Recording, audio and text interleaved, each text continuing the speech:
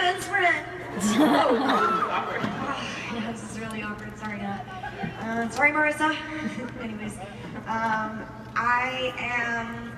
I think honestly he's my favorite, and he was really, really sweet the other day when I went on his show. I guess he heard that I was sick because I was supposed to perform, and then I couldn't because it was not going to sound wonderful at all. And so he brought me chicken noodle soup. Aww. I know, he really is one of the nicest guys in the industry, and kind of that I've ever met in my life. So,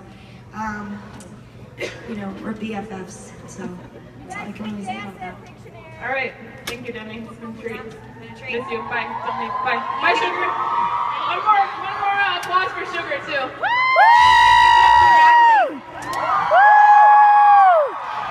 Before I start, since this is sound check, I'm going to speak to my sound man, which is, I'm trying to explain it. Anyways, I think, I'll just talk to you afterwards. Okay. Okay, here we go. Oh, this is Mike. It's my guitar player. And, yeah, we're going to sing this song for you.